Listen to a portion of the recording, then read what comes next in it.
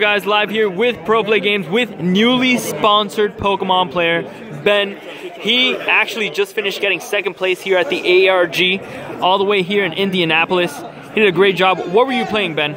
I was playing Espeon Garb, basically a spread deck. Okay, let's check it out. Yeah, so first I started with 4 Trubbish, obviously, and then the 2-2 split on the Garbodor line. You really like 3 Trash Lance, but you can't afford to miss a Garbotoxin or have it prized or something like that. So you gotta stick with 2. That leaves 2 of the Garbodor. Pretty self-explanatory. Now I went with 3 Eevees into 2 Espeon. Just 3 Eevees because it's a good starter. You don't really want to start with Trubbish in a lot of matchups. You don't want to have to rely on the Floatstone. The Eevee's nice on turn 1. You can get an energy evolution down before the Garbotoxin takes effect. That way you can have the Espeon out and don't have to Ultra Ball for it. I actually played 3 Tapu Kokos. That might be a little excessive, but once again, great starter, free retreat. It's nice to not have to go get another Tapu Koko with like a rescue stretcher or something like that, so that you can just keep flying flipping even if you get knocked out. Then you have a staple card in the deck, Espeon EX. That's what's going to devolve all your opponent's Pokemon. Really great versus Stage 2 decks and even some Stage 1 decks. And then 2 Lele for consistency. You might want 3, but 2 is okay for now. Alright, down to the supporters. We got 4 Sycamore here, 4 N. Pretty standard lines. You want it thick so that, because we only have 2 Lele, we don't have any other draw. So you want to just make sure you always have something to do or a way to draw cards if you need to. 2 Guzma. I could see myself going up to 3, but you'll see later why I only have 2. I have a little bit of a spicy tech. 1 Bridget. Bridget on turn 1 is great. It's one of the most powerful things you can do in this format. But with this deck, it's not as necessary. So only having 1 or missing it, not a huge deal. And then 1 spicy card I have is Delinquent. I actually play 4 Potowns in here so that there's a good chance you can catch your opponent with a 3-card hand, and then they'll have nothing in their hand and they'll be screwed basically the rest of the game. Then we got some more regular cards that you'll see in all the Garb decks. 4 Ultra Ball to get whatever you need. 4 Floatstone to activate Garbotoxin or just be able to retreat more often. And then 4 Potown. That's going to make sure your opponent takes a lot of damage whenever they evolve. It synergizes really well with Delinquent.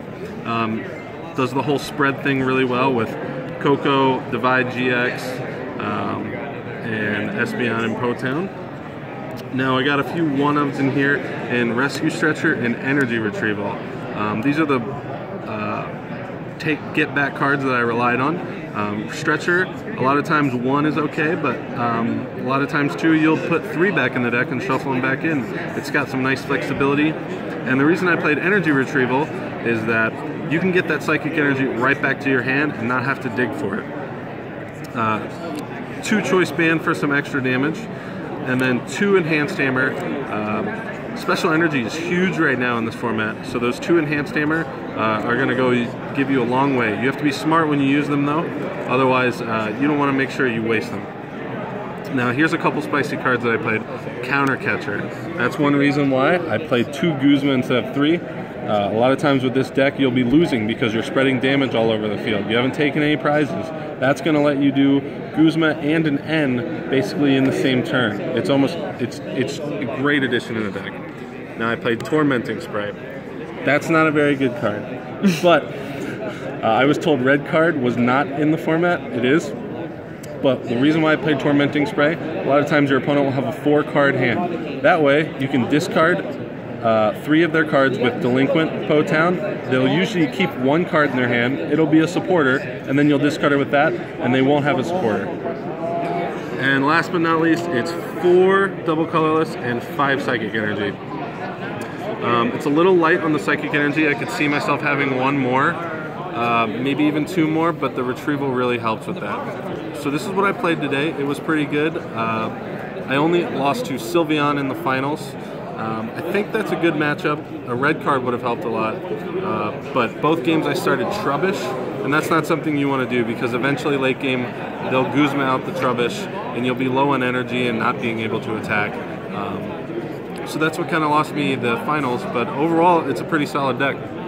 Excellent, cool. So this is pre-Ultra Prism. After Ultra Prism, will you be experimenting with something else? Are you going to try to use some of the new spreaders in that set into this deck and revamp it? When Ultra Prism comes out, there's actually a lot of Stage 2 cards that are pretty good that people are hyping up. So I'll probably try to switch this around a little bit. I think there's a new Tapu Lele in the Ultra Prism that lets you, and that'll help you with getting the right damage, because sometimes they'll have a Pokemon that you're never going to knock out by spreading onto it. So getting that damage off of there and in the right places and taking crucial knockouts, huge. Awesome. So yeah. Well, you did a great job today, and you have a beautiful track record. Can't wait to see what you do under your newly sponsored team here at Pro Play Games. We got to get you some apparel. Thank you again for the amazing deck profile and the great performance. Can't wait to see you. Your next event will be in Sydney, Australia, correct? Yep, next weekend. All right, cool. Well, best of luck to you and the team there. Thanks. Thanks again for the deck profile. Peace out, best of luck. Stay tuned.